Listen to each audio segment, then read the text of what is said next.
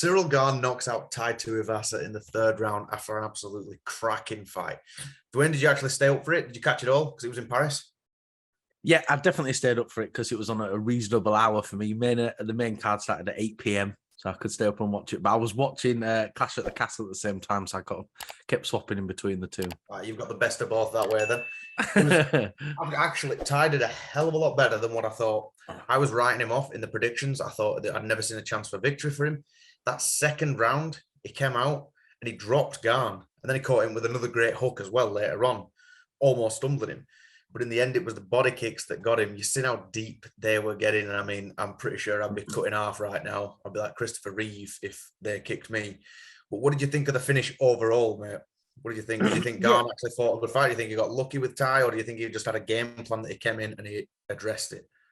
No, well, he definitely wasn't lucky. He came in with a real game plan, didn't he? He thought, I'll keep Tai at range, I'll keep circling him, and those body kicks were just unstoppable. Like I love Tai Tuivasa. I think he's amazing, but he was struggling technically there. He had no answer for those front body kicks. He just kept getting kicked in the liver over and over and over again. And it was really weird. Like Tai kept adjusting his shorts. Like, did you see it? Like every 2 seconds, he kept adjusting his shorts. I thought, well, your hands are down now. And Garner just punished him for that every single time. But yeah, it was a little bit like spamming the kick button when you're playing UFC 4, because I know you're shocking at that game, mate. So it was just a similar effect to that. But I'll tell you one thing though, like how much Tai has improved, because obviously it was a big thing coming into it that he's on a 5-fight knockout streak. Tai before that, when he was fighting Andrei Arlovsky and the likes, that kind of thing, that Tai would have been demolished by Ciryl Gane. But it looks a lot like, quite a bit trimmer, and he's like more in shape. He's actually thinking about his shots. He don't come out like a wild man anymore. Even the fakes, it was playing possum with, with that head kick, and he kind of went back. Yeah. And then he swung like Nemesis from Resident Evil. If that would have connected, I think Tai might have actually got the job done. But overall, well worth it. That fight delivered.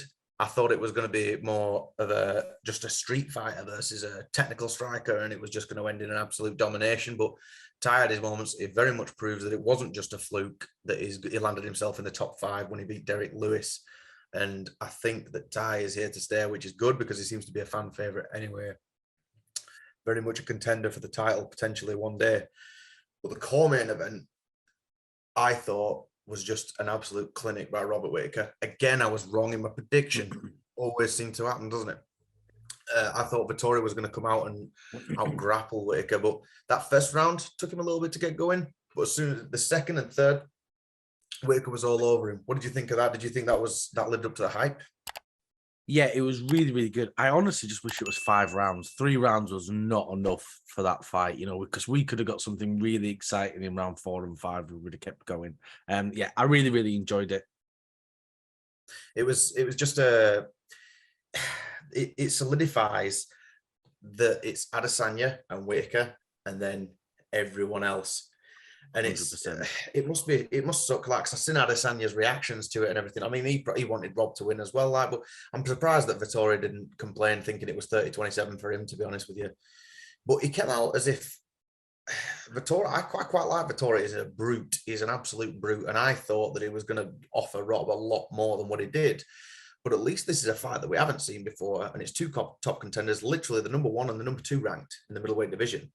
We got to see who the better man was decisively, but exactly like you're saying, wish it was 5 rounds. You almost wish that, Izzy had tried his luck at light heavyweight again, so other people can have a shot, you know what I mean?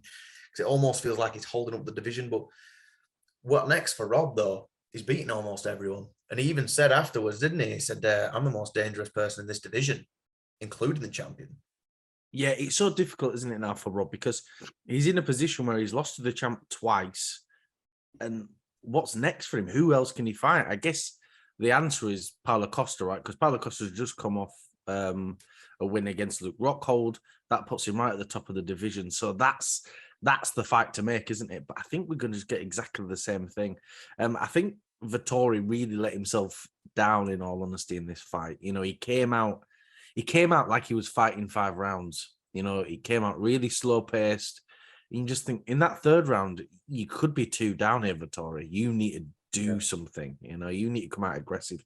And unfortunately, he just didn't. It's a shame. It was a good fight though. Overall, I did enjoy it.